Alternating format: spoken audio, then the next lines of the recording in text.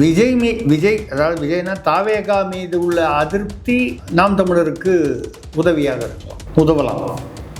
அந்த ஏமாற்றம் இப்போ நீங்கள் சொன்னீங்கப்பா, நம்ம பேசணும் போக்குவரத்து, பஸ்ஸு, கேஸ் சிலிண்டரு, இதெல்லாம் ஒன்றும் நடக்கலைன்னு வச்சுங்க. ஏன்னா இந்த உள்ளாட்சி தேர்தல் வரும்போது கிட்டத்தட்ட இன்னொரு 5-6 மாதம் ஆகிடும். அது வரும்பொழுது இந்த ஏமாற்றங்கள் பெருகினால், இந்த ஏமாற்றங்களுக்கு ஒரு மாற்றுன்னு வரும்பொழுது அங்கிருந்து ஒரு அதிருப்தியாளர்கள், நான் சொல்கிறது வாக்குகள், அதிருப்தியாளர் வாக்குகள் சீமானை நோக்கி செல்லலாம். மக்களுடைய எதிர்பார்ப்பை நீங்கள் எகிர வைத்து விட்டீர்கள். அதை வைத்துக்கொண்டு ஆட்சியை நீங்கள் பிடித்திருக்கிறீர்கள். ஆட்சியை பிடித்து விட்டீர்கள், அது உங்களுடைய சாதுரியம், சாமர்த்தியம். அதை நம்ம ஒன்றும் சொல்லலை. மற்றவங்க திமுக இதே மாதிரி தான் பல வாக்குறுதிகளை கொடுத்து ஆட்சி மாற்றம் ஏற்பட்டது. இதே மாதிரி அதிமுகவும் ஒரு காலத்தில் திமுக விமர்சித்து ஆட்சிக்கு வந்தது. அதெல்லாம் இயல்பான அரசியல்னு வச்சுக்கிட்டாங்க. நீங்கள் புதிய மாற்றத்தை கொண்டு வருவேன்னு சொன்னது, நீங்கள் இப்போ கேஸ் சிலிண்டர் கொடுக்க போகிறீங்களா? போக்குவரத்து ஃப்ரீயாக போகிறீங்களா? இல்லை அந்த 4000 கொடுக்க போகிறீங்களா பட்டதாரிகளுக்கு? டிப்ளமா ஹோல்டர் கொடுக்க போகிறீங்களா? 2500 எப்போ கொடுக்க போகிறீங்க? 1000 தான் கொடுத்துருக்கீங்க. இந்த எதிர்பார்ப்புகள் கொஞ்சம் கொஞ்சமாக ஏமாற்றமாக மாறும்பொழுது அதெல்லாம் இந்த ஆட்சிக்கு எதிராக ஒரு மனநிலையை ஏற்படுத்தும். இந்த வருஷ கடைசியில் அநேகமாக உள்ளாட்சி தேர்தல் வரும்னு எதிர்பார்க்கலாம். இதுவே இப்போ ஆளும் தாவேகா ஆட்சிக்கு எதிராக. ஏன்னா இதில் வேறு நிறைய சிக்கல் இருக்குது. காங்கிரஸ் உள்ளே இருக்குது. திடீர்னு போய் ராகுல் காந்தியை பார்க்காம வந்துடுறாரு. காங்கிரஸோட சரியாக வரலையா என்னன்னு தெரியல. இப்படி இன்னும் குழப்பமான அரசியல் களம். இந்த களத்தில்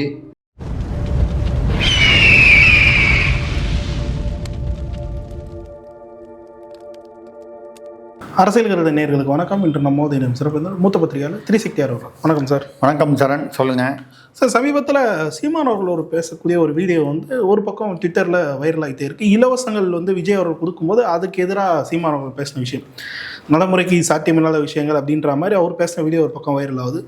மறுபக்கம் பார்த்திங்கன்னா மக்கள் அவங்களோட போஸ்ட்டுகளில் பார்க்க முடியக்கூடிய ஒரு விஷயம் என்னென்னா, ஜூன் 1 இலவச பேருந்து, எல்லா பேருந்துகளையும் இலவசமாக பயணிக்கலாம் பெண்கள் அப்படின்னக்கூடிய விஷயமும், 2500 அடுத்த மாதத்துலேருந்து வந்துடும் அப்படின்ற மாதிரியும், சிலிண்டர்களும் இலவசமாக விஜய் கொடுக்க போகிறாருன்ற மாதிரி ஆளும் கட்சிக்கு ஒரு அழுத்தத்தை ஏற்படுத்தக்கூடிய வகையில் போஸ்ட்கள்லாம் போட்டு வச்சுருக்காங்க. எப்படி பார்க்குறீங்க இந்த 2 விஷயத்தையும்?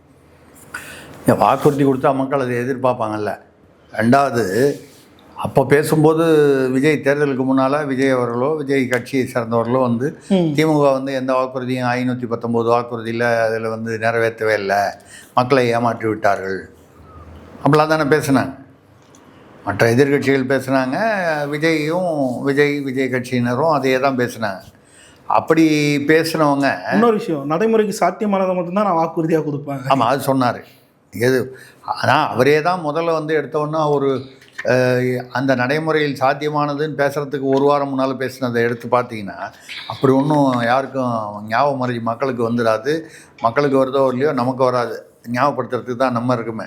அதனால் பார்த்தீங்கன்னா எல்லா வீட்டுக்கும் குடும்பத்துக்கு ஒரு கார் கொடுப்பேன், இல்லைன்னா பைக்காவது கொடுப்பேன். கார் லட்சியம் பைக் நிச்சயம்ன்ற. ஆமாம், கார் லட்சியம் பைக்கு நிச்சயம். தமிழ்நாட்டில் எவ்வளோ கோடி குடும்பங்கள் இருக்கும்? 8 கோடி பேர்னா குறைஞ்சபட்சம் ஒரு 2.5 கோடி 3 கோடி குடும்பங்கள் இருக்கும். ஒரு குடும்பத்துக்கு 3 பேர்னு வச்சுக்கிட்டிங்கன்னா கூட 8 கோடி பேர், அப்படி 7,500 வச்சுக்கிட்டா கூட 2.5 கோடி குடும்பம். 2.5 கோடி குடும்பத்தில் 2.5 கோடி கார் முதல்ல இல்லை பைக்கே வச்சுங்க. அதை அன்றைக்கே பேசியிருக்கோம். 2.5 கோடி பைக்கு முதல்ல எங்கே உற்பத்தி ஆகுது? உற்பத்தி ஆகிறதெல்லாம் வெளிநாட்டில் உற்பத்தி ஆகிறதெல்லாம் கூட இறக்குமதி பண்ணி கொடுப்பீங்களா? அதுக்கு முதல்ல எங்கே காசு இருக்குது? 10 லட்சம் கோடி ஏற்கனவே அப்போவே கடன். இது பேசும்போதே விஜய் அவர்கள் பேசும்போது, தாவேகா தலைவராக தேர்தலுக்கு முன்னால் பேசும்போதே 10 லட்சம் கோடி கடன்றது எல்லாருக்கும் தெரிஞ்சது, குழந்தை கூட தெரிஞ்ச விஷயம். முதல்ல அப்படி பேசிட்டார். கொஞ்ச நாள் பொறுத்து அப்புறம் அந்த வாக்குறுதியெல்லாம் இன்னும் கொஞ்சம் தேர்தலை நெருங்கி வரும்போது எது சாத்தியமோ அது மட்டும்தான் நான் வாக்குறுதியாக கொடுப்பேன். இப்போ 2500 மகளிருக்கு, எல்லா மகளிருக்கும். திமுக அப்படி தான் முதல்ல எல்லா மகளிருக்குன்னு சொன்னாங்க. அப்புறம் வந்தவொடனே தகுதி உள்ள மகளிருக்குன்னு அவங்களா ஒரு கண்டிஷன் சப்ளை அப்படின்னு போட்டு ஆட்சிக்கு வந்ததுக்கப்புறம் 1000 ரூபா கொடுத்தா, அந்த 1000 ரூபா 1 கோடியே சொச்சம் கொடுத்தாங்க. அதுக்கப்புறம் தேர்தலுக்கு முன்னால் அதை கொஞ்சம் இன்க்ரீஸ் பண்ணி 20 லட்சம் பேர் இன்க்ரீஸ் பண்ணி 1 கோடியே 37 லட்சம் பேருக்கு கொடுத்தாங்க. அதுலேயும் 3 மாதம் கேப் விட்டுட்டு கொடுக்காம சேர்த்து பட்டியல் சமூகத்திற்காக தாட்கோலை வைத்திருந்த 12,500 கோடி, அதுவும் யார் கொடுத்தது? மத்திய அரசு வந்து வருஷம் 15,000 20,000 கோடி பட்டியல் சமூகம் அட்டவணை சமூகத்திற்காக ஒதுக்கும் பணம். அதில் வந்த பணத்தை எடுத்து இதில் விட்டாங்க. அப்போ நீங்கள் யாருக்கு வந்து யாருடைய பணத்தை ஏமாற்றி இருக்கிறீர்கள்? நான் சொல்கிறது திமுக அரசில் பட்டியல் சமூகத்திற்கு துரோகம். அப்போ யார் அதுக்கு எதிராக குரல் கொடுத்துருக்கணும்? முதல்ல திருமாவளவன் போன்றவர்கள் குரல் கொடுத்துருக்கணும். அன்றைக்கி வாயே திறக்கல. ஏன் கம்யூனிஸ்டுகளோடு கொடுக்கலாமே. அவரெல்லாம் வந்து பட்டியல் சமூகம்ல பிற்படுத்தப்பட்டவர்களுக்காக உழைப்பவர்கள்னு வரும்போது ஏன் அதில் பட்டியல் சமூகத்தவர்கள் இருக்க மாட்டாங்களா? எல்லா பல சமூகத்திலையும் இருப்பாங்க. கம்யூனிஸ்டுகள் வாயை திறந்தாங்களா? இல்லை சிறுபான்மையினர்னு சொல்கிறவங்க அவங்களும் வந்து இந்த ஏழைகளில் வறுமையில் இருக்கக்கூடியவங்க இருப்பாங்க. அவங்க வாயை திறந்தாங்களா? இல்லை. சரி, ரைட்டு. அது அந்த அரசியல் தான் முடிஞ்சு போச்சு. அவங்க ஆட்சியில் இல்லை. நீங்கள் வந்தீங்க, எனக்கு வந்து என்ன எவ்வளோ கொடுத்தாரு? 1000 ரூபா கொடுத்தாரு. இப்போ என்ன 2,500 கொடுக்குறேங்க. இவங்க 1000 சொன்னாங்க, அதிமுகவில் 2000 வாக்குறுதி கொடுத்தாங்க, இவர் 2,500 கொடுத்தாரு. ஏலம் விடுவாங்க சினிமாவில். ஏலம் பார்த்திங்கன்னா ஏதோ பாஷா படத்துலலாம் வரும் ஏலம். இவ்வளோ ஒன்றா அது அவ்வளோ ஒன்றா ஏற்றி விட்டு போயிடுவாங்க. அது மாதிரி இருக்கிறதுலையே அதிகமாக ஏற்றி விட்டது இவர் தான், தாவேகா தான். 2,500 எல்லா மகளிருக்கும், தகுதி உள்ள மகளிருக்கு இல்லை, நான் எல்லா மகளிருக்கும் கொடுப்பேன். இப்போ 2,50 கோடி ரூபா இன்ட்டு 2,500 ஒரு மாதம் கணக்கு பார்த்துங்க. எங்கே இருக்குது? தமிழ்நாட்டில் ஒரு வருஷத்துக்கு வந்து ஆண்டுக்கான பட்ஜெட்டே வந்து 4.5 லட்சம் கோடி தான். அதில் பாதிக்கு மேலே வந்து சம்பளம், ஓய்வூதியம், அப்புறம் அந்த 10 லட்சம் கோடிக்கு வட்டி 70,000 கோடி. இது போக மிச்சம் இருக்கிறது ஒரு 2 லட்சம் கோடி இருக்கும். இந்த 2 லட்சம் கோடியை வந்து நீங்கள் இலவசங்கள், இவர் சொன்ன 33 இலவசங்களில் 14 இலவசங்கள், அதுலேயும் ஒரு 4-5 வேலையில்லா பட்டதாரிக்கு 4,000, வேலையில்லா டிப்ளமா ஹோல்டருக்கு 2,000 2,500 ஏதோ, எல்லா மகளிருக்கும் 2,500. போக்குவரத்தில் எல்லா பெண்களுக்கும் ஃப்ரீ, எல்லா பஸ்லேயும். ஏற்கனவே போக்குவரத்து கழகம் வந்து 1 லட்சம் கோடி நஷ்டம். அப்புறம் அந்த இதில் வரும்போது மாதம் 200 யூனிட் ஃப்ரீன்னாரு. இப்போ 2 மாதத்துக்கு கொடுத்துறது தான் அந்த 200 யூனிட் ஃப்ரீ. மாறிப்போச்சா இந்த இது மின்சாரத்துலேயும் பார்த்தீங்கன்னா மின்சார கழகமும் வந்து நஷ்டத்தில் தான் ஓடுது. கடன் எக்கச்சக்க கடனில் இருக்குது. இதுக்கு மேலே யார் கடன் கொடுப்பாங்க அப்படின்னு டிஎன்இபியும் சரி போக்குவரத்து கழகங்களும் சரி மோசமான நிலைமையில் இருக்குது. இப்படி எங்கேருந்து பணம் வரப்போகுது? கிட்டத்தட்ட 5 தொகுதிகளில் இடைத்தேர்தல் வரலாம் அப்படின்ற ஒரு எதிர்பார்ப்பு இருக்குது. தாவேகா மீது இருக்கக்கூடிய அந்த அதிருப்தி குதிரை பேரம் மீது போடுறாங்க, அந்த மாதிரி ஒரு விஷயம். திமுக தனித்து விடப்பட்டிருக்கு. நாம் தமிழர் எந்த அளவு பர்ஃபார்ம் பண்ணுவாங்கன்னு நினைக்கிறீங்க? இல்லைங்க, அதாவது விஜய்னா தாவேகா மீது உள்ள அதிருப்தி நாம் தமிழருக்கு உதவியாக இருக்கலாம், உதவலாம். அந்த ஏமாற்றம், இப்போ நீங்கள் சொன்னீங்கப்பா, நம்ம பேசணும் போக்குவரத்து, பஸ்ஸு, கேஸ் சிலிண்டரு, இதெல்லாம் ஒன்றும் நடக்கலைன்னு வச்சுங்க. ஏன்னா இந்த உள்ளாட்சி தேர்தல் வரும்போது கிட்டத்தட்ட இன்னொரு 5-6 மாதம் ஆகிடும். அது வரும்பொழுது இந்த ஏமாற்றங்கள் பெருகினால், இந்த ஏமாற்றங்களுக்கு ஒரு மாற்றுன்னு வரும்பொழுது எப்படி அதிமுக இந்த திமுக அதிமுக இரண்டிற்கும் ஒரு மாற்றாக மக்கள் வந்து தாவேகாவை தேர்ந்தெடுத்தார்கள். சீமான் அல்லது விஜய் இல்லை 2 பேரும் அதை பிரிச்சுப்பாங்கன்னு எதிர்பார்த்தோம். ஆனால் மிகப்பெரிய அளவில் விஜய் வந்து அதை பிரிச்சுக்கிட்டாருன்றது தான் தேர்தல் முடிவுலேருந்து தெரியுது. ஆனால் விஜயிடமும் அந்த ஏமாற்றம் தான் அப்படின்னு சொன்னால், அங்கிருந்து ஒரு அதிருப்தியாளர்கள், நான் சொல்கிறது அதிருப்தியாளர் வாக்குகள் சீமானை நோக்கி செல்லலாம், செல்வதற்கு வாய்ப்பு இருக்கிறது. நம்ம வந்து வேறு சில பேர் மாதிரி வந்து இவ்வளோ பர்சன்டேஜ் வாங்குவாருன்னு சொல்லி உறுதி சொல்கிறதும் இல்லை. அப்படி இவர் வாங்கிட்டாருனாலோ வாங்கலைனாலோ நான் வந்து இனிமேல் பேசுகிறத நிறுத்திடுவேன்னு அந்த மாதிரிலாம் நம்ம வந்து கமிட் பண்ணி பேசலை. ஏன்னு கேட்டால் சூழ்நிலைகள் எப்போ எப்படி மாறும் அப்படின்றது அரசியல் களத்தில் யாராலையுமே நம்ம அப்படி பேசுகிறவங்களை வந்து நம்ம தவறாக சொல்கிறது நம்மளுடைய நோக்கம் அல்ல. நம்ம என்ன சொல்கிறோன்னா, இந்த சூழ்நிலைகள் ஒரே நாளில் கூட மாறும், ஒரு நிகழ்வால் மாறும். நிகழ்வுகள் நம்மால் கணிக்கப்பட முடியாதவை. அப்படி இருக்கும்போது யாரையும் வந்து இவர் இப்படி பண்ணிடுவார். நம்ம கூட முன்னால் என்ன பேசியிருக்கோம், சீமான் அவர்களுக்கு 8% வாங்கியிருக்காரு, இந்த 8% 2% மேலே கூட போகலாம், இல்லை கீழேயும் போகலாம், பேசியிருக்கோமா இல்லையா? காரைக்குடியில் வெற்றி பெறுவது பற்றி வெற்றி பெறுவதற்கான சாத்தியக்கூறுகள் உள்ளன. ஏன்னா அவர் வந்து ஒரு நட்சத்திர வேட்பாளர். அதே மீறி அவர் வந்து வெற்றி பெற முடியவில்லை. அதற்கு காரணங்கள் 100 இருக்கலாம். நம்ம வந்து இல்லை நான் கமிட் பண்ணுறேன், நான் வந்து உறுதி சொல்கிறேன், எனக்கு தான் தெரியும்.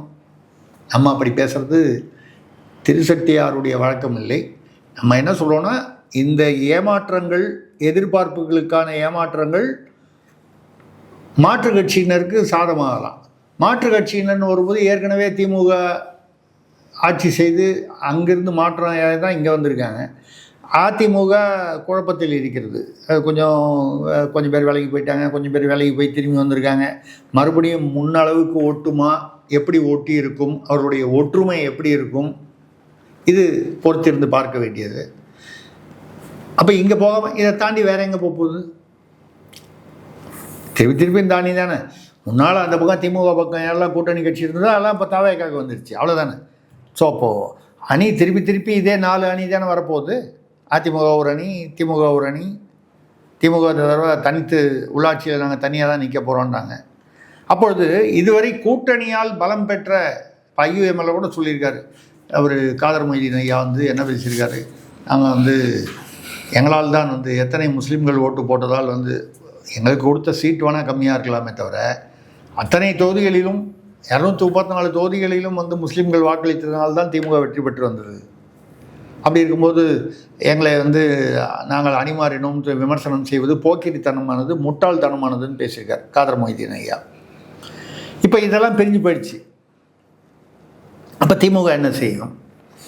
இவர்கள் மீதே இந்த குற்றப்பின்னணி கொண்ட MLAக்கள், குற்றப்பின்னணி கொண்ட அமைச்சர்கள், அதுக்கப்புறம் அந்த ஏமாற்றங்கள், வாக்குறுதி ஏமாற்றங்கள், தொடர்ந்து நடைபெறும் சட்ட ஒழுங்கு பிரச்சனைகள், பாலியல் வன்முறை பிரச்சனைகள், இதெல்லாம் அதிகமாகவே தொடர்ந்து இதே மாதிரி இருக்குது அப்படின்னு சொன்னால் போதை தடுப்பு பிரிவுன்னு ஒன்று ஆரம்பிக்கிறேன்னு சொல்லி முத நாளே கைது போட்டார்.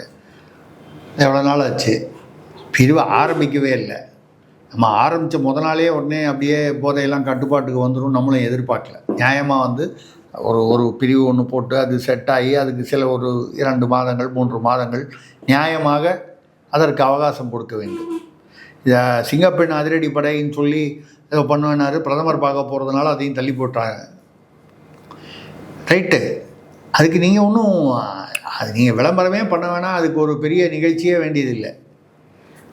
36 பேர் தான் போட்டிக்கிங்க. 37 பேர் 37 மாவட்டம், 36 மாவட்டத்துக்கு 36 பேர் தான் போட்டிக்கிங்க மொத்தமே, கான்ஸ்டபிள்லேருந்து IG வரைக்கும். எப்படி ஒரு மாவட்டத்துக்கு ஒருத்தர் 24 மணி நேரமும் மாவட்டம் ஃபுல்லாக எப்படி பாதுகாப்பாங்க? ஒன்று அவர்கள் மகளிர் காவல் நிலையத்தோடு ஒருங்கிணைந்து செயல்பட வேண்டும். மகளிர் காவல் நிலையத்தில் தான் செயல்படணுன்னா அப்போ அது அதிரடிப்படை எதுக்கு? புதுசாக எதுக்கு? இல்லை புதுசாக வந்து அதில் போனால் அதில் ஒரு 500-600 பேரையாவது குறைந்தபட்சம் போட்டிங்கன்னா ஒரு 36 மாவட்டத்துக்கு ஒரு 20 பேர் வேண்டாமா? அது போட்டாலே 720 பேர் ஆச்சு. அந்த 20 பேராலேயே ஒரு மாவட்டத்தில் வந்து இப்போ வந்து ஒரு மாவட்டத்துக்கு எவ்வளோ காவல்துறை இருக்காங்க, பெண் போலீஸார் இருக்காங்க, மற்ற போலீஸார்கள் இருக்காங்க. இவங்களால் வந்து நிலைமையை கட்டுப்படுத்த முடியல. இந்த அதிரடிப்படையில் நீங்கள் புதுசாக என்ன ரெக்ரூட்மெண்ட் போட்டு இவங்களாம் கொண்டு வர போகிறீங்களா? இல்லை தாவேகா இளைஞர்கள் எல்லாரையும் போலீஸ் ஆக்கிடுவீங்களா? அதெல்லாம் ஒன்றும் ஆக்காமையே அவங்க போய் யாரோ ஒரு நர்ஸமாக போய் ஆய்வு பண்ணுறாங்க, ஆஸ்பத்திரியில் போய் கலாட்டா பண்ணிட்டு வந்துட்டாங்க. நர்ஸு கூட கிடையாது, அவங்க ஹாஸ்பிட்டல் மேனேஜ்மெண்ட் தான் வச்சுருக்காங்க. இல்லை செவிலியராக வந்து துபாயில் இருந்ததாக சொல்கிறாங்க. அவங்களாம் சொல்கிறது தானே, சொல்கிறது தான் நம்ம. ஆமாம், இப்போ இதுலேயே வந்து நிறைய பேர் டாக்டர்னு போட்டிருக்காங்க அமைச்சர்லேயே. அவங்களாம் அவங்களுடைய இப்போ 9 பேருடைய கல்வி தகுதியில் வந்து கல்வி தகுதி பார்த்திங்கன்னா கேள்விக்குறியாக இருக்குது. படித்தது ஒன்று போட்டுக்கிறது ஒன்றா இருக்குது. அந்த மாதிரி சூழ்நிலையில் செயல்பாடு எப்படி இருக்குது அப்படிங்கிறது போக தான் தெரியும். 2வது நிர்வாகிகளுக்கெல்லாம் என்ன உரிமை இருக்குது? அரசு ஆஸ்பத்திரிலேயோ அரசு நிறுவனங்கள்லேயோ அரசு அமைப்புகள்லேயோ போய் அவங்க பேசுகிறது. அப்போ திமுகவில் உள்ள புந்து தப்பான விதத்தில் பார்லரில் போய் கலாட்டா பண்ணுறான், பஜ்ஜி கடையில் கலாட்டா பண்ணுறான்ற மாதிரி அதே நிலைமைக்கு வந்துடக்கூடாது இல்லை? அதுதான் பார்க்கலாம். இந்த உள்ளாட்சி தேர்தல் வரும்பொழுது அதற்குள் இந்த நிலைமையை வந்து விஜய் சரி செய்தால் இப்போ ஏற்கனவே பெற்ற அந்த வெற்றி அந்த பாதை அவருக்கு அதே மாதிரி தொடர வாய்ப்பு இருக்கும். அதனால் மற்றவங்களாம் ஜெயிக்கவே முடியாதுன்னு சொல்லலை. இந்த வெற்றி தொடர வேண்டுமானால் ஓரளவாக இந்த சீரமைப்பை செய்ய வேண்டும். இதுவரை செய்ததாக தெரியவில்லை. செய்யும் அறிகுறிகளும் தென்படவில்லை. எப்படி செய்ய போகிறாரு பார்ப்போம். ஏன்னா உள்ளாட்சி தேர்தல் என்பது தான் வந்து அடிமட்டம். அந்த அடிமட்டத்தில் நமக்கு கிரிப் இருந்தால் தான் மேல் மட்டத்தில் ஆட்சி புரிய முடியும். ஏதோ மரக்கலையில் மேலே உட்காந்துக்கிட்டு கீழே உள்ளதை வெட்டுற மாதிரி அடிமட்டம் சரியில்லைன்னா அது ஆட்சிக்கே எந்த காலத்திலும் ஆபத்து. டாஸ்மாகில் 10 ரூபான்னு சொல்லி 10 ரூபா பாலாஜின்னு சொல்லி தான் பாட்டு பாடி தான் கரூரில் பிரச்சனையே வந்துச்சு. இப்போது 20 ரூபா வாங்குறாங்கன்னு சொல்கிறாங்க. அது மட்டும் இல்லாமல் அவர் அமைச்சர் விக்னேஷ் அவர்கள் சாராயத்துறை இல்லை அதுக்கு பேர் மதுவிலக்குத்துறையா பார்த்து சொல்லுங்கள் சார். ஆமாம், இல்லை எல்லாம் என்னை பொறுத்த வரைக்கும் ஒன்று தான். சும்மா நீங்கள் ஏங்க மது விற்கிறதுக்கு பேர் மது விலக்கா? அன்றைக்கி வந்து மது விலக்குத்துறையில் எதுக்குங்க மது விலக்கணமே தவிர மது விற்கும் துறைன்னு சொல்லுங்கள். மது விலக்குத்துறைன்னு சொன்னால் நான் ஏற்றுக்க மாட்டேன், என் வாயில் வராது. அது எப்படி மது விலக்குத்துறை? கரெக்ட் தான். மது விலக்குவதற்காக ஒரு துறை பாடுபட்டால் அது மது விலக்குத்துறை. மது விற்கும் துறைன்னு சொன்னால் அது பேர் நான் சாராயத்துறைன்னு தான் சொல்லுவேன். இல்லையா? வேறு என்ன விற்கிறீங்க? கல் விற்கல, என்ன விற்கிறீங்க? சாராயம் விற்கிறீங்க. ரெண்டாவது அவங்க தான் வந்துட்டாங்கன்னா 717 கடைனா இது வரைக்கும் 436 கடை தான் மூடியிருக்கீங்க. சரி, ரைட்டு, மூட்டின வரைக்கும் சந்தோஷம், வரவேற்கிறோம். மிச்சம் எப்போ மூட போகிறீங்க? அது மட்டும் இல்லாமல் தனியாரிடம் போகுது. ஏன்னா அன்றைக்கி என்ன பேசினார், இப்பொழுது அமைச்சராக உள்ள ஆதவர்ஜுன் என்ன பேசினார்? அது எப்படி ஒரு ஐஏஎஸ் படித்த கலெக்டர் வந்து சாராயம் விற்கிறதா? அரசே வந்து சாராயம் விற்கிறது இது வந்து எப்படி ஏற்க முடியாது? இப்போ அப்படின்னா என்ன அர்த்தம்? அப்போவே அவர் பிளான் போட்டு வச்சுருந்தார், ஏதாவது ஒன்று ஆட்சி கீழ்ச்சி தப்பித்த மாதிரி வந்துட்டோம்னா இதை தனியார்கிட்ட கொடுத்துடலான்னு அப்படின்னு ஒரு எண்ணம் வருது. இல்லை அன்றைக்கி இருக்கும்போது அந்த சௌரியத்துக்காக அப்படி ஒரு கதை சொன்னாங்க. இன்றைக்கி வந்தவொடனே கதையை மாற்றிக்கிட்டாங்க. இது எல்லாம் இப்போ ஏதோ அது லட்சியம் இது நிச்சயம்னு சொல்கிற மாதிரி டயலாக் பேசுகிற மாதிரி. இப்போ நீங்கள் மதுக்கடையை கம்மி பண்ணிட்டீங்க. ஏன் கம்மி பண்ணீங்க நான் சொல்ல. இப்போது நீங்கள் என்ன பேர் சொன்னீங்க? மது விலக்குத்துறையாது. நீங்கள் சொல்கிற அந்த பேரை வச்சுப்போம், அதெல்லாம் வச்சுப்போம். அந்த துறை அமைச்சர் விக்னேஷா அவர் சொல்கிறாரு, மதுவை மொத்தமாக எல்லாத்தையும் மூடிட்டோம்னா அப்புறம் வந்து கள்ளசாராயம் அதிகமாகிடுமா, அப்புறம் கஞ்சா போதையெல்லாம் அதிகமாகிடுமா. அதுக்காக எப்பா இதே கதை தானே 1971 கருணாநிதி காலத்துலேருந்து மாறி மாறி எல்லோரும் சொல்லிட்டு இருந்தாங்க. நாங்கள் மதுக்கடையை மூடிட்டா கள்ளசாராயம் அதிகமாகிடும். இது எவ்வளோ பெரிய பொய். மதுக்கடைகளை திறந்து வச்சுருக்கும்போது தானே கள்ளக்குறிச்சியில் கள்ளசாராயம் நடந்தது. ஆமாம், மதுக்கடையை மூடினதுனால வரலையே. 68 பேர் செத்து போனாங்க ஒரே ஒரு இடத்துல, ஒரு பகுதியில். 2 திமுக எம்எல்ஏ கூட அதில் இன்வால்வ்டுன்னு சொன்னாங்க. அவங்க பேரில் வழக்கு எதுவும் பதியல. அது யார் இன்வால்வ்டுன்றதை விட்டுட்டு, ஆக மதுக்கடைகள் திறந்திருக்கும் போதே கள்ளசாராயம் இருந்தது. இப்போ கள்ளசாராயம் வந்துருன்றதுக்காக மதுக்கடையை மூடலைன்றது எவ்வளோ பெரிய ஒரு பம்மாத்து வேலை. நீங்கள் ஆட்சியில் இல்லாத போது இதனால் திமுக செய்தது வந்து ஏதோ சரின்ற அர்த்தத்தில் சொல்ல. ஏதோ சொல்லுவாங்களாம், உங்கள் வீட்டிலே இருக்கிறதுலையே யாருங்க ரொம்ப சாதுவான பையன்னு வீட்டில் வந்து கேட்டாங்களாம். அம்மா சொன்னாலாம், அதோ பாருங்கள் எங்கள் வீட்டு கூரை மேலேயே ஏறி உட்காந்துட்டு கொளுத்திக்கிட்டு இருக்கான் பாருங்க ஒருத்தன். அவன் தான் இருக்கிறதுலே எங்கள் வீட்டில் எல்லா 4 பசங்களில் ரொம்ப சாதுவானவன் அவன் தான். அந்த கூரையை கொளுத்துறவனே சாது, இருக்கிறதுலையே அவன் தான் வந்து நல்லவன் அமைதியானவன்னா பாக்கி பேர் எப்படி இருப்பான்? அந்த மாதிரி இந்த ஒப்பீட்டில் பார்த்தீங்கன்னா திமுக ஆட்சி இவ்வளோ மோசமாக இருந்ததுன்னு சொல்லி தான் மக்களை கட்டினாங்கன்னா, இப்போ இந்த ஆட்சி எப்படி இருக்குன்னு சொன்னால் இந்த மூத்த பையன் போக போக வந்து அந்த மேலே கூரையில் வச்சு கொளுத்துற அந்த கணக்கு மாதிரி வந்துருமா அப்படின்ற மாதிரி இருக்குது. இன்னும் சில மாதங்கள் போனால் இதெல்லாம் வெளுத்து விடும். இப்போ நீங்கள் சொல்கிற மாதிரி ஜூன் 1ஆம் தேதியிலேருந்து எல்லாம் போக்குவரத்து ஃப்ரீ. 6 சிலிண்டர் ஃப்ரீயா? இந்த நீங்கள் எங்கேருந்து கொடுக்க போகிறீங்க? அது கூட வலைதளத்தில் தமாஷா பண்ணிட்டுருக்காங்க. நேராக அநேகமாக விஜய் அரசு வந்து ஈரான்லேயே பேசி ஈரான்லேருந்து சிலிண்டர் வாங்கிடுவாங்க. சீமான் சொன்னார், ஈரான் அமெரிக்கா போகிற தடுத்தா தான் வாங்க முடியும். அதான் சொன்னேன், போகிற ஒரு கால் விஜய் தடுத்துரு. இப்போ இலங்கை தமிழர்களுக்கு தீர்வு வந்து விஜய் தான் கொடுப்பாருன்ற மாதிரி ஒரு கால் அங்கே ட்ரம்ப் பேசிகிட்டு இருக்கார்ல, நான் தான் உலகத்துக்கு 8 போர் நிறுத்தியிருக்கேன், எனக்கு தான் நோபல் பரிசு கொடுக்கணும்னு. கிட்டத்தட்ட அதே ட்ரெண்டில் விஜய் போகிறாரு. இவர் தமிழ்நாட்டின் ட்ரம்ப்பாக இருக்கிறாரோ? ஆனால் அட்லீஸ்ட் ட்ரம்ப்பாவது முகத்தை காட்டி ஏதோ அப்பப்போ பேசுகிறாரு. இவர் முகத்தையும் காட்ட மாட்டேன்றாரு, பேசவும் மாட்டேன்றாரு. வீடியோ வருது, அதிகாரிகள்லாம் பேசுகிறாங்க, தலையை மட்டும் தான் ஆடிட்டு இருக்காரு. அது மட்டும் இல்லை, ஏதாவது ஒன்றுனா ஆதவர்ஜுனா தான் பேசுகிறாரு. அவர் தான் வந்து முதலமைச்சரான்ற ஒரு ஒரு இது வருது. போகிற போக்கு பார்த்தா நான் கூட வேறு ஒரு நிகழ்வில் பேசியிருந்தேன். இப்படி தான் வந்து ஜெயலலிதாவை மொத்தமாக வந்து ஒதுக்கி, அவர்கள் குடும்பத்திலிருந்து ஒதுக்கி, அவர்களுடைய சுற்றுச்சூழல், அவர்களுக்கு நேரடியாக தொண்டர்கள் மற்ற நிர்வாகிகள் அமைச்சர்களுடன் உள்ள தொடர்பை வந்து சின்னம்மா அவர்கள் தான் வந்து எல்லாத்தையும் கண்ட்ரோல் பண்ணிட்டு இருந்தாங்க. அவங்கக்கிட்ட எல்லாத்தையுமே அவங்க தான் ஃபில்டர் பண்ணி சென்சார் பண்ணி கொண்டு போவாங்க, அவங்க சொல்கிறது தான் தகவல் அப்படிங்கிற மாதிரி ஒரு நிலைமை இருந்ததாக ஒரு விமர்சனம் உண்டு சசிகலா அவர்கள் மீது. அதில் பெரும்பான்மை உண்மைதாங்கிறது. இப்போ ஜெயலலிதாவுடைய உறவினர்கள் இந்த தீபக் அவங்க அண்ணன் குழந்தைங்களாம் அவங்களாம் பிற்காலத்தில் பேசினேன், எங்களெல்லாம் உள்ளே விடலை போல வரல. அதில் ஓரளவாவது உண்மையாக இருக்கணும்.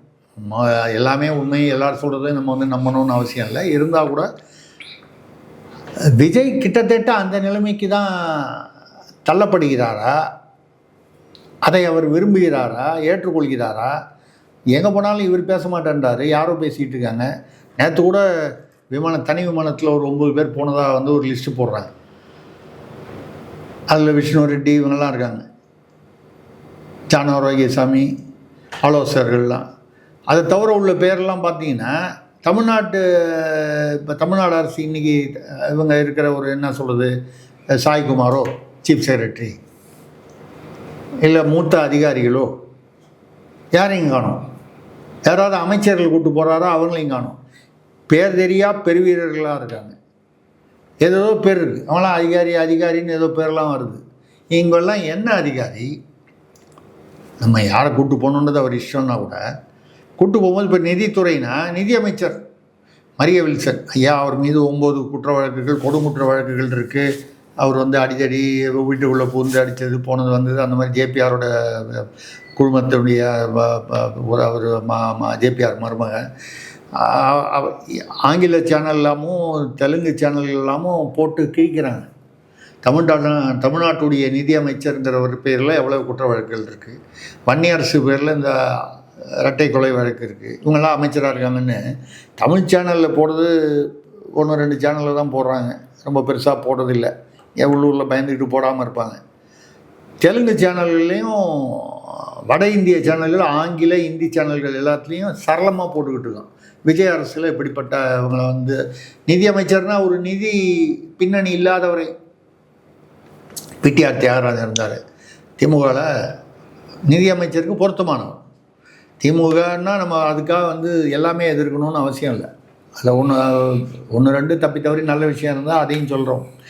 அப்போது ஒரு நிதித்துறை நிதி நிபுணர், பெரிய பெரிய கார்ப்பரேட்டுகள்லாம் வெளிநாட்டில் இருந்தவர், போட்டபோது பொருத்தமாக இருந்தது. ஆனால் அவர் கட்சிக்கு செட் ஆகலை. எதையோ ஒரு வாயை போக ஏதோ ஃபோனில் ஏதோ சொல்ல போக 30,000 கோடின்னு ஓரம் கட்டிட்டாங்க. ஆனால் அது பொருத்தமான அமைச்சர். நிதினா என்னன்னு தெரிஞ்சு நிதித்துறையை கையாள்வது எப்படி என்று ஒரு பெரிய பெரிய கார்ப்பரேட்டில் இருந்தவர். அந்த அனுபவம் அவருக்கு கண்டிப்பாக உதவியார். அந்த மாதிரி இருக்காரான்னு கேட்டால் இவருக்கு என்ன குவாலிஃபிகேஷன்? இப்போ இப்பொழுதுள்ள நிதியமைச்சர் நமது யாராக இருந்தாலும் தமிழ்நாட்டு நிதியமைச்சரும் நமது நிதியமைச்சர் மரிய வில்சன். அவர் வீட்டில் பூந்து ஒரு வீடியோலாம் சுற்றிட்டுருக்கு, கொம்பு எடுத்துக்கிட்டு இது கடப்பாறையோ கையோ வச்சுக்கிட்டு அடிக்கிறாரு, போகிறாரு. இதெல்லாம் தான் நிதியமைச்சருக்கான இதுவான்னு சொல்லி யார் கேட்குறாங்க? மற்ற பிற மாநில மொழி சேனல்கள்லாம் கேட்குறாங்க. இந்த மாதிரி ஒரு சூழ்நிலையில் விஜய் என்ன செய்ய போகிறார்? ஜூன் மாதத்துலேருந்து பஸ்ஸு போக்குவரத்து ஃப்ரீ இப்படின்னு ஜனங்க வந்து என்ன நினச்சிட்டாங்க, வந்தால் உடனே கொடுத்துருவார் தளபதி அண்ணா, விஜய் மாமா விஜய் அண்ணா கொடுத்துருவார். ஐயா குட்டீஸுன்னு சொன்னீங்க, குழந்தைகளை குட்டீஸ் எல்லோரும் போய் விஜய் மாமாவுக்காக ஓட்டு போடணுன்னு உங்கள் அப்பாட்ட கேளு அம்மாட்ட கேளுன்னெலாம் சொன்னீங்க. அதுக்கப்புறம் முதலமைச்சரானோட நன்றி சொன்னீங்க. 10 வயசு குட்டி ஒன்று, குட்டீஸ்ன்னு சொல்லக்கூடிய குழந்தை ஒன்று, பெண் குழந்தை சூலூரில் என்னாச்சு? மறுநாளே விழுப்புரத்தில் 11 வயசு குழந்தை என்னாச்சு? இந்த குழந்தைகளுடைய பாதுகாப்புக்கு கூட நீங்கள் வந்து கேட்டால் நாங்கள் இப்போ தானே 15 நாள் ஆச்சு, 20 நாள் ஆச்சு, 1 மாதம் ஆச்சு. ரைட்டு, நாளே நம்ம வந்து முதல்வர்னு அந்த பதவியில் உட்காந்துடுறோம்.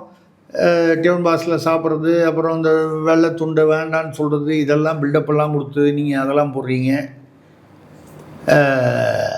அதிகாரம் உங்கள்கிட்ட தானே இருக்குது, போஸ்டிங் நீங்கள் தானே போடுறீங்க. திமுக ஆட்சியில் வந்து ஆதவர்ஜன் என்ன பேசினார்? அருண் ஐபிஎஸ் வந்து ஸ்டாலினுக்கு நெருக்கமானவர், முதல்வர் ஸ்டாலினுக்கு. அவர் வந்து கரூர் போன்ற மற்றொரு நிகழ்வு நடக்கணும்னு திட்டமிட்டு சதி செய்கிறார். போலீஸ் துறையை வைத்துக்கொண்டு, காவல்துறையை வைத்துக்கொண்டு அவரை வேறு மாநிலத்துக்கு மாற்ற வேண்டும். ஆதவர்ஜனா பேசின வீடியோ இப்போவும் ஓடிக்கிட்டு இருக்கு. அவரை கொண்டு வந்து எங்கே போட்டிங்க? லஞ்ச ஒழிப்பு.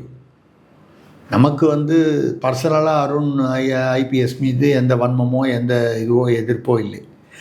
நம்ம வந்து நீங்கள் பேசின அதே அருண் ஐபிஎஸ் வேறு மாநிலத்துக்கு மாற்ற வேண்டும், அவர் திமுகவுக்கு ஒத்து ஊதுகிறார், பொய் வழக்குகள் போடுகிறார், இப்படின்லாம் வந்து நீங்கள் பேசின ஆதவர்ஜுனா, அதே அரசு ஆதவர்ஜுனா தான் கிட்டத்தட்ட நிழல் முதல்வராக இருக்கிறார். இப்படிப்பட்ட அரசில் கொண்டு வந்து லஞ்ச ஒழிப்புத்துறையில் போட்டிங்கன்னா அப்படின்னா என்ன அர்த்தம்? செந்தில் பாலாஜி, அனிதா ராதாகிருஷ்ணன், KN நேரு போன்றவர்கள் பல அமைச்சர்கள், முன்னாள் திமுக அமைச்சர்கள் மீதான வழக்குகளை இவங்க தான் வந்து எஃப்ஐஆர் போடணும், இல்லை எஃப்ஐஆர் போட்டதை ஃபர்தராக ப்ராசஸ் பண்ணி சார்ஜ் ஷீட் கொண்டு போகணும். திருமாவளவன் தான் அருண் ஐபிஎஸ்ஸை கொண்டு வந்து அங்கே போட வச்சது காரணம்னு சொல்லி வலைதளத்தில் பரவலாக வந்து செய்தி பரவுது. அது உண்மையாக இல்லையா நமக்கு தெரியாது. திருமாவளவன் சொல்லுது, திருமாவளவனுக்கு இதில் என்ன ஆர்வம்? அப்போ திருமாவளவன் இன்னும் திமுகவின் ஸ்லீப்பர் செல்லாக தான் உள்ளுக்குள்ளே இருக்காரா? இங்கேயே அமைச்சர் வாங்கிட்டு அப்படி திமுகவை லைட்டாக எதிர்க்கிற மாதிரி எதிர்த்துக்கிட்டு திமுகவின் ரகசிய உளவாளியாக இருக்கிறாரா திருமாவளவன்? அப்போ அவர் வந்து திமுகவின் சொல்படி திமுகவுக்கு வேண்டிய, ஸ்டாலினுக்கு நெருக்கமான நான் சொல்லலை, ஆதவர்ஜுனா பேசினார். அப்படிப்பட்ட ஒரு ஐபிஎஸ் அதிகாரியை ஒரு அந்த இடத்துல வந்து உட்கார வைக்கிறாங்க. திமுக ஆட்சியில் சேகர்பாபுவுடன் மிக நெருக்கமாக இருந்ததாக சொன்னால் அறநிலையத்துறையில் இருந்த, அப்புறம் கார்பரேஷனில் இருந்த, மாநகராட்சியில் இருந்த குமரகுருபரனை யாரையோ சொன்னால் ஐஏஎஸ்ன்னு அவங்கள அறநிலையத்துறைக்கு போட்டாங்க, அவங்க ஒரு குறிப்பிட்ட சாதியை சேர்ந்தவர்னு சொல்லி வீரமணி சொல்கிறார், ஐயா வீரமணி சொல்கிறாருன்றதுக்காக உடனடியாக மாற்றிவிட்டு குமரகுருபரனை கொண்டு வந்து போகிறீங்க. குமரகுருபரன் வந்து அவர் மீது இதே தாவேகா எத்தனையோ புகார்களை சொல்லியிருக்கிறது, மற்ற எதிர்கட்சிகள் சொல்லியிருக்கின்றன. சேகர்பாபுக்கு நெருக்கமானவர், பல ஊழல் புகார்களுக்கு உள்ளானவர். அப்போ நீங்கள் கொண்டு வந்து வச்சிங்கன்னா நீங்கள் யாரையெல்லாம் விமர்சித்தீர்களோ அவர்களை கொண்டு வச்சா, அப்போ ஒன்று இந்த ஆட்சி வந்து தானாக முடிவெடுக்கக்கூடிய நிலையில் இல்லை, ஏற்கனவே ஏதோ ஒரு குடும்பத்தில் சிக்கியிருக்கு அப்படின்றது உலகம் பூரா பேசுது. ஒரு லாட்ரி குடும்பத்தில் சிக்கியிருக்குன்னு அவங்களுடைய ஆதிக்கம்தான். அவங்க தான் எல்லா கட்சியிலையும் இருக்காங்க, அந்த ஆதிக்கம்னு சொல்கிறாங்க. இப்போ கூட இந்த 4 பேர் வந்தாங்களே, அதிமுக ஒரு குரூப்லேருந்து வந்தாங்களே, அவங்களுக்கு முதல்ல வந்து சோபா அரசியல்லாம் 60 கோடி நாங்கள் ஒருத்தருக்கு, இதெல்லாம் பேசப்பட்டது. இதெல்லாம் யார் போய் இதை வந்து இதுக்கு என்ன ரசீதா கொடுக்க போகிறாங்க?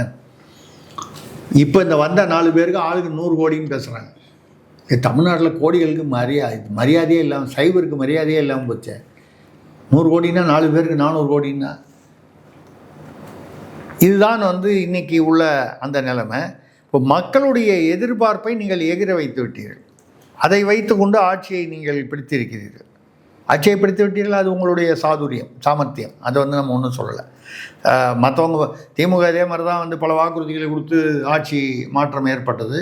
இதே மாதிரி அதிமுகவும் ஒரு காலத்தில் திமுக விமர்சித்து ஆட்சிக்கு வந்தது. அதெல்லாம் வந்து இயல்பான அரசியல்னு வச்சுக்கிட்டா கூட, நீங்கள் புதிய மாற்றத்தை கொண்டு வருவேன்னு சொன்னது, நீங்கள் இப்போ கேஸ் சிலிண்டர் கொடுக்க போகிறீங்களா? போக்குவரத்து ஃப்ரீயாக போகிறீங்களா? இல்லை அந்த 4000 கொடுக்க போகிறீங்களா பட்டதாரிகளுக்கு? டிப்ளமா ஹோல்டர் கொடுக்க போகிறீங்களா? 2500 எப்போ கொடுக்க போகிறீங்க? 1000 தான் கொடுத்துருக்கீங்க.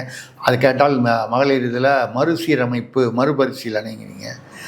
நிதி அறிக்கையில் வெள்ளை அறிக்கை. ஐயா, வெள்ளை அறிக்கை திமுக அரசு ஊழலான அரசு நீங்கள் சொன்னீங்க, சரி. நீங்கள் சொல்லாமல் எங்களுக்கு தெரியும். திமுகவில் கஜானா காலி எல்லாருக்கும் தெரியும். 10 லட்சம் கோடி கடன் எல்லாருக்கும் தெரியும். அப்போ தானே நீங்கள் வாக்குறுதி கொடுத்தீங்க, இவ்வளவு தெரிஞ்சு தானே வாக்குறுதி கொடுத்தீங்க. அப்போவே உங்களுக்கு ஒரு திட்டம் வேணாமா? இந்த கஜானா காலி என்றால் என்ன? அப்போ நீங்கள் வந்து வெளியில் பரவலாக அடிபடக்கூடியது மெதுவாக டாஸ்மாக தனியார் மயம் ஆக்க போகிறாங்க, லாட்ரி சீட்டை கொண்டு வர போகிறாங்க. அது உண்மையா இல்லையா? அப்படி தகவல்கள் வதந்திகள் பரவி கிடக்கின்றன. அப்போ எங்கேருந்து உங்களுக்கு சிம்பிள் நீங்கள் சொல்லணுமா இல்லையா? இதுக்கெல்லாம் எங்கேருந்து வருமானம் வரும்? எதிர்பார்ப்பு எங்கேருந்து? பட்ஜெட் எங்கேருந்து? இதெல்லாம் எதுவும் இல்லாமல் நீங்கள் வந்து உங்களுடைய கவனம் பூரா ஒன்று இந்த ஃபிலிம் காமிக்கிறதுல இருக்குது, இந்த ரீல்ஸ் பண்ணுறது ரீல்ஸ் அரசுன்னு சொல்கிற அளவுக்கு அங்கங்கே ரீல்ஸு இன்னும் தேர்தலுக்கு அப்புறமும் அது நடந்துக்கிட்டு தான் இருக்குது. இன்னொன்று, ஆட்சியை வந்து தவற விடக்கூடாது, நிலையாக வந்து ஆட்சியை கவிழ்ந்து விடக்கூடாதுங்கிறதுக்கு இங்கேருந்து ஆளை பிடுங்க அங்கேருந்து ஆளை பிடுங்க, இந்த குதிரை பேரம். இந்த ரெண்டை தவிர இந்த ஆட்சியில் என்ன நடக்குது, நல்ல விஷயங்கள் என்ன நடக்குது? யாரையெல்லாம் நீங்கள் ஊழல்வாதிகள் இல்லை வந்து அதிகார துஷ்பிரயோகம் செய்தார்கள் என்று அதிகாரிகள் சொன்னீர்களோ அவர்களையே கொண்டு வந்து முக்கியமான பதவிகளில் உட்கார வைக்கிறீர்கள். அப்படின்னா தேர்தலுக்கு முன்னால் நீங்கள் வந்து மக்களை ஏமாற்றுவதற்காக இவர்கள் மீது குற்றம் சாட்டினீர்களா? அது உண்மையா, இது உண்மையா? இந்த கேள்வி மக்களுக்கு எழுவது இயல்பானது. இப்பொழுது இந்த எதிர்பார்ப்புகள் எல்லாம் எகிற சிலிண்டர் இல்லை, இந்த 1000 ரூபாயோட சரி 2500 இல்லை, பட்டதாரிகளுக்கு இல்லை, இவங்களுக்கு இல்லை. விவசாயிகள் பாருங்கள் மறுபடியும் போராட்டத்துக்கு வந்துட்டாங்க. ஏன்னா நீங்கள் சொன்னது ஒன்று செஞ்சது ஒன்று. சொன்னது என்ன, 5 ஏக்கர் எல்லா விவசாயிகளுக்கும் 50,000 ரூபா வரைக்கும் கடன் தள்ளுபடி பண்ணுறேன். வந்ததுக்கப்புறம் என்ன பண்ணீங்க, 2.5 ஏக்கரா வரைக்கும் இருக்கிறவங்களுக்கு மட்டும்தான் சொன்னீங்க. இதே தானே உதயநிதி, அதாவது ஸ்டாலின் உதயநிதி 2021 பண்ணாங்க. யாராவது நகை கூட்டுறவு வங்கியில் போய் வைக்கணுன்னா இப்போ போய் வச்சுருங்க, இது வரைக்கும் வைக்கலான்னு. நாங்கள் வந்தவுடனே நகை கடன்லாம் தள்ளுபடி பண்ணுறோம். இவங்களை நம்பி எத்தனையோ லட்சக்கணக்கான பேர் வந்து கடைசி நிமிஷத்தில் தேர்தலுக்கு முன்னால் போய் வச்சாங்க. 5 வருஷத்தில் தள்ளுபடியே பண்ணல. அவன் கதி என்னாச்சு, அந்த நகையெல்லாம் மூழ்கி போயிருக்கும். இந்த 5 வருஷத்தில் இந்த நாளைக்கு பண்ணிடுவாங்க நம்பி இருந்தாங்கன்னா அந்த நகை இருந்த வீட்டில் இருந்த நகையும் மூழ்கி போயிருக்கும். அதே மாதிரி தான் கல்வி கடன்லாம் வந்து ரத்து பண்ணுறான்னாங்க. அப்போது திமுக அரசு என்னவெல்லாம் பொய் சொன்னதோ, மக்களை எப்படியெல்லாம் அந்த வாக்குறுதிகள் கொடுத்து தேர்தலுக்கு முன்னால் சொல்லி ஏமாற்றியதோ, எப்படி வஞ்சித்ததோ, அதையே தான் இந்த அரசும் செய்கிறது என்றால் இது இன்னும் வந்து எதிர்பார்ப்புகள் அதிகம். திமுகவாவது அண்ணாதுர காலத்துலேருந்தே ரூபாய்க்கு 3 படின்னு சொல்லிட்டு 1 படி போட்டுட்டு 3 படி லட்சியம் 1 படி நிச்சயம்னு அவர் மாற்றினார். அன்னிலேருந்து கொஞ்சம் பழகிட்டாங்க. திமுகவாக இருந்தால் எப்படி இருக்கும், அதிமுகவாக இருந்தால் எப்படி இருக்குங்கிறது மக்கள் பழகிட்டாங்க. இவர் புதிய மாற்றம்னு சொல்லும் பொழுது அப்படியே வந்து ஒரு புதிய யுகத்தை ஏற்படுத்துவார். சிங்கார சென்னையில் வந்து சென்னையை சிங்கப்பூராக மாற்றுவான், குளத்தூரை சிங்கப்பூராக மாற்றுவான்னு சொன்னார் முதல்வர். கடைசியில் சிங்கப்பூரில் தோத்துட்டார். அதாங்க, குளத்தூரில் தோத்துட்டார். குளத்தூரில் டெவலப்மெண்ட்டே இல்லைன்னு சொல்லலை. ஆனால் குடிநீர் வந்து கழிவு நீரில் கலக்குது, சாக்கடைகள், இந்த பிரச்சனையெல்லாம் அதிகமாக இருந்துச்சு குளத்தூரில். அதை முதல்வராக இருந்து கூட அவரால் வந்து சரி செய்ய முடியல. பாவம் சேகர்பாபு நம்பி தொகுதியை விட்டார் போட்டிருக்கு. அவர் வந்து இவரை கவுத்துட்டார், அவர் ஜெயிச்சிட்டார். சரி, ரைட்டு, அது அவங்களுக்குள்ள அரசியல். இப்போ எல்லாருமே அந்த சேகர்பாபு மேலே அந்த வழக்கு, அந்த சினோரா அசோக் தாக்குன வழக்கு, 6 பிரிவில் கொலை முயற்சியெல்லாம் போட்டிருக்காங்க. சேகர்பாபுவை காணவில்லை அப்படின்னு சொல்கிறாங்க, அப்ஸ்காண்டிங்னு சொல்கிறாங்க. அது என்ன உண்மையான்னு தெரியல. என்னென்றால் என்னவெல்லாம் நீங்கள் மக்களிடம் வாக்குறுதிகள் கொடுத்து எதிர்பார்ப்புகளை எகிர வைத்து ஆட்சியை பிடித்தீர்களோ அதே வாக்குறுதிகள் விஜயோட ஆட்சிக்கும், எப்படி திமுக ஆட்சிக்கு அவர்களுடைய வாக்குறுதிகள், அவர்கள் நடந்து கொண்ட விதம், இந்த சட்ட ஒழுங்கு பிரச்சனைகள், இவை எல்லாமே வந்து எதிர்ப்பாக ஒரு எதிர்ப்பலையாக வந்ததோ அதே மாதிரி விஜய் ஆட்சியில் 5 வருஷம் கழிச்சு தான் அவங்களுக்கு வந்தது. கடைசி 2 வருஷம் தான் ரொம்ப மோசமாக இருந்தது. முதல்ல மோசமாக இருந்தது, அதுக்கப்புறம் ரொம்ப மோசமாக இருந்தது 5 வருஷம் திமுக ஆட்சி. இப்போ ஆரம்பமே வந்து அதே அளவுக்கு மோசமாக இருக்குது அப்படின்னு சொன்னால் மக்களுடைய ஏமாற்றம் இன்னும் கொஞ்சம் சீக்கிரமாகவே வந்துடும். ஏன்னா அதிகமாக எதிர்பார்த்துருக்காங்க. கம்ப்ளீட்டாக அதிமுகவுக்கு மாற்றாக இவர் வந்து ஒரு அண்ணன் விஜய், மாமா விஜய், தளபதி விஜய் அப்படின்னு சொல்லி ஒரு எதிர்பார்ப்பு எக்கச்சக்கமாக இருக்குது. ஸ்கூலில் பையன் வந்து 90 மார்க் வாங்குவான்னு சொல்லும்போது 90 80 ஆச்சுன்னா பொறுத்துப்பாங்க. 90 30 40 கீழே வந்துச்சு அப்படின்னு சொன்னால் ஏமாற்றம் அதிகமாக இருக்கும். ஏன்னா எதிர்பார்ப்பு அதிகமாக இருந்தது. அப்படிப்பட்ட ஒரு சூழ்நிலையில் வரும்போது உள்ளாட்சி தேர்தலெலாம் வரும்பொழுது இதுவே வந்து இப்போ ஆளும் தவேக ஆட்சிக்கு எதிராக, ஏன்னா இதில் வேறு நிறைய சிக்கல் இருக்குது. காங்கிரஸ் உள்ளே இருக்குது, திடீர்னு போய் ராகுல் காந்தியை பார்க்காம வந்துடுறாரு. காங்கிரஸோட சரியாக வரலையா என்னன்னு தெரியல. எதிராளி கட்சியில் இருந்ததெல்லாம் கூட்டாளி கட்சியில் ஆயிடுச்சு. பலவிதமான அதிமுகலேருந்து ஒரு பிரிவு வந்திருக்கு, அதில் வரதா இருந்தது அவங்களாம் திரும்பி போய் எடப்பாடியோட சேர்ந்துட்டாங்க. இப்படி இன்னும் குழப்பமான அரசியல் களம். இந்த களத்தில் விஜய் என்ன செய்ய போகிறார்? எங்கே இருந்தாலும் அவர் வெளியே வரவே மாட்டேன்றார், எங்கேயுமே பேட்டி கொடுக்க மாட்டேன்றாரு. அது அட்லீஸ்ட் வந்து அறிக்கைகளாவது தினம் 2 அறிக்கைகள் விஜய்கிட்டேருந்து வரலாம், இல்லை ஏதாவது அரசியலில் தேவையானதை பேசலாம், இல்லை தேவையானவர்களுக்கு பதில் கொடுக்கலாம். அதை முந்தைய ஆட்சியில் ஸ்டாலின் கூட யாராவது எழுதி கொடுத்தா கூட அதையாவது வாங்கியாவது படிப்பார். அவராக பேசலாம், எக்ஸ்டம்போராக பேசலைன்னா கூட ஏதோ கொடுப்பாங்க. முன்னாலேயே நிருபர்கள் என்ன கேள்வி கொடுக்கணும்னு செட் பண்ணி அதுக்கெலாம் வந்து அதில் கூட பார்த்திங்கன்னா நம்பர் மாற்றி கேட்டால் அவர் தப்பாக மாற்றி படிச்சிடுவார் இதெல்லாம். ஆனால் ஏதோ பதிலாக சொல்லிட்டு இருந்தார். இவர் ப்ரெஸ் மீட்டுக்கே வரது இல்லையே.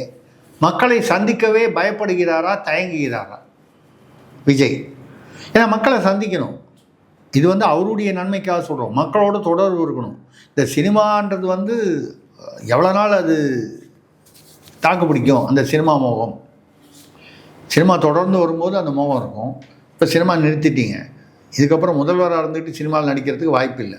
உதயநிதி திருப்பி சினிமாவில் நடிக்க போகிறாருன்னு சொல்லி கமலஹாசன் படத்தில், அவர் தயாரிப்பு படத்தில் அப்படின்னு சொல்கிறாங்க. இதை நடிச்சிட்டு போகிறாரு, ரைட்டு. பட்டு உதயநிதி நடித்த படம் அவருடைய லெவல், ஹீரோவான லெவலை விட விஜய் எங்கேயோ ஒரு மாஸ் ஹீரோ லெவலில் இருந்தார். உதயநிதி அந்த அளவுக்கு இல்லை. அப்போ நீங்கள் அதையும் சினிமாவும் நிறுத்திட்டீங்க.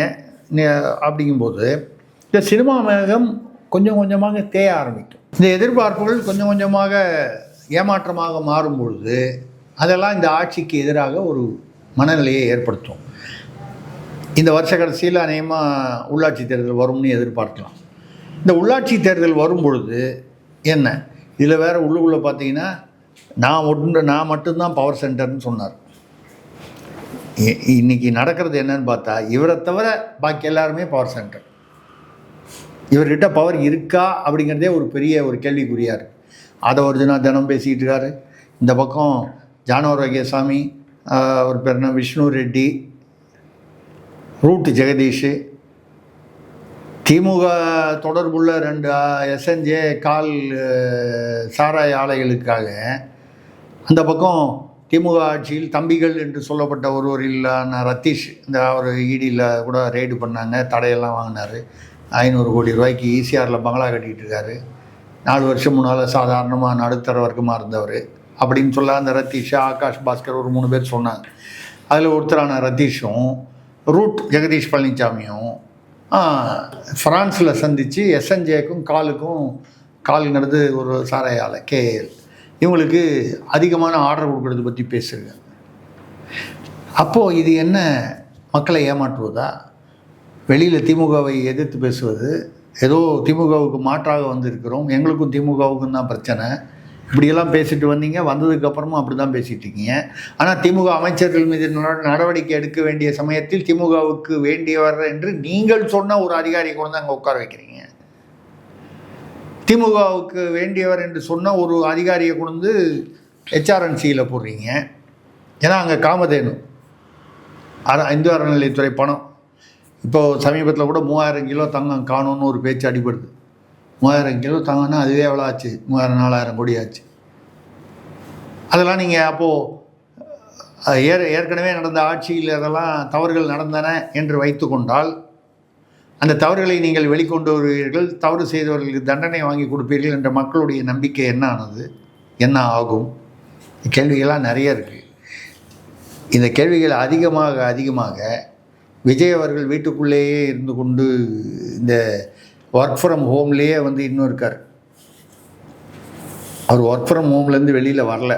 ஐயா கொரோனாலாம் முடிஞ்சு போச்சு, வெளியில் வாங்க, மக்களோட மக்களாக எல்லாம் 234 தொகுதிகளுக்கும் நான் முதல்வர் ஆனதுக்கப்புறம் வருவேன்னு சொன்னீங்கல்ல, இது வரைக்கும் எத்தனை தொகுதிக்கு போயிருக்கார்? அவர் வெற்றி பெற்ற திருச்சிக்கு போனாரா? இல்லை, ரிசைன் பண்ணிங்கள. ஏன்னா அங்கே உள்ள மக்களுக்கு ஒரு ஏமாற்றம் இருக்கும், டிசப்பாயின்மெண்ட். நம்ம தொகுதியில் நின்னார் முதல்வர், கடைசியில் இது ரிசைன் பண்ணிட்டார். அந்த வருத்தம், அந்த தொகுதி கூட நீங்கள் போகல. 234ங்கிறது அடுத்தது. நீங்கள் போகிற போக பார்த்தா எந்த தொகுதிக்கும் போக மாட்டீங்க போல இருக்க. வெறும் வீடியோவில் தான் போவாது. வீடியோவில் போடுறது யார் வேணாலும் எப்போ வேணாலும் போடலாமே. இப்படி இந்த சின்ன விஷயத்தில் கூட வந்து நீங்கள் வந்து உங்களால் அதை சொன்ன வார்த்தையை வந்து அதுபடி நடந்து கொள்ள முடியவில்லை என்றால் நமக்கு தமிழக மக்களின் நிலைமை என்ன ஆகும், பொருளாதார நிலை என்ன ஆகும், முதலீடுகளை எப்படி ஈர்க்கப் போகிறீர்கள்? ஏன்னா இந்த அரசு மீது ஒரு நம்பிக்கை, நிலையான ஆட்சி தருகிறதுன்னு நம்பிக்கை வந்தால் தான் வெளியிலேருந்து முதலீடு வரும். வெளியிலேருந்து நம்ம சொல்கிறது வெளி மாநிலமோ இல்லை வெளிநாடோ. இங்கே வந்து நீங்கள் வந்து பெரிய தொழிற்சாலை அமைக்கணும்னு யாரையா கேட்டிங்கன்னா எதை நம்பி வருவான்? நீங்கள் எவ்வளோ நாள் ஆட்சியில் இருக்கீங்கன்ற ஒரு அதை கணக்கு பண்ணி தானே வருவான். ஆக விஜய்க்கு எதிராக, விஜயுடைய அரசுக்கு எதிராக உள்ள சவால்கள் நாளுக்கு நாள் அதிகமாகிக் கொண்டே வருகின்றன. இதை அவர் நல்லபடியாக ஒரு அனுபவமிக்கவர்களின் துணை கொண்டு சமாளிக்க வேண்டும். ஆனால் அனுபவமிக்கவர்கள்னு அவரை சுற்றி இருப்பவங்கெல்லாம் பார்த்தா நமக்கு அவ்வளவு நம்பிக்கையாகப்படவில்லை. அவர்கள் தவறானவர்களா இல்லையாங்கிறத தாண்டி சில பேர் அவங்க யாருன்னே தெரியாதவங்க வச்சுருக்கீங்களே. இப்போ அந்த 9 பேர் நம்ம சொன்ன தனி விமானத்தில் பிரதமரை பார்க்க போனவர் சில அதிகாரிகள் யார்? அவர்கள் தமிழக அரசின் மூத்த அதிகாரிகளாக இருந்தால் அவங்க யாருன்னு கேள்வியே இல்லை. சீஃப் செக்ரட்டரி, இவர் ஃபினான்ஸ் செக்ரட்டரி, அவர் இப்படி நம்ம நினச்சிட்டு போவோம். இல்லை அமைச்சர்கள் யாராவது கூப்பிட்டு போனாரா? தெரிஞ்ச யாரையும் கூப்பிட்டு போகல. உங்களை சுற்றி நீங்கள் பர்சனல் தனிப்பட்ட முறையில் ஆலோசகர்கள் என்ற அப்பாயின்மெண்ட் போட்டவர்களை மட்டும்தான் கூப்பிட்டு போகிறீங்கன்னா உங்களுடைய அமைச்சர்கள், உங்களுடைய நிர்வாகிகள், உங்களுக்கு அடுத்த கட்டமாக புஷி ஆனந்த் மீதோ, ஆதவ் அர்ஜுனாவோ, அருண்ராஜோ, அமைச்சர்கள் இவர்கள் மீது கூட உங்களுக்கு நம்பிக்கை இல்லையா? இவர்களை அழைத்து செல்லவில்லையே. எல்லாரையும் அழைச்சிட்டு போகணுன்னு சொல்ல 9 பேர் கூப்பிட்டு போனீங்களா? அதில் இந்த லிஸ்ட்லேருந்து யாருமே இல்லையே. அப்போது முதல்வர் அவர்களுக்கு அவரை சுற்றி உள்ள, அதாவது அடுத்த நிலையில் இருக்கக்கூடிய அமைச்சர்கள், நிர்வாகிகள் மீதே நம்பிக்கை இல்லை. வேறு ஒரு தனிப்பட்ட குழு மீது தான் நம்பிக்கை இருக்கிறது என்றால் இந்த ஆட்சி எப்படி நடக்கும்? ஆளுக்கு ஒரு பக்கம் இழுத்துட்டு போனால் தேரை எல்லாரும் ஒரே பக்கமாக இழுத்தாதாங்க தேர் நகரும். இது ஆளுக்கு ஒரு பக்கம் தேர் இழுத்தா என்ன ஆகுன்றது நம்ம வாயால் சொல்லக்கூடாது. அது மாதிரி ஒரு சூழ்நிலை தெரிகிறது. இதை விரைவில் விஜய் ஏதோ ஒரு வகையில் சரி செய்வார் என்ற எதிர்பார்ப்போம். நல்லதே நடக்கும் என்று நம்புவோம். பலர்களுக்கு தெரிவாளம் நன்றி. நன்றி, வணக்கம்.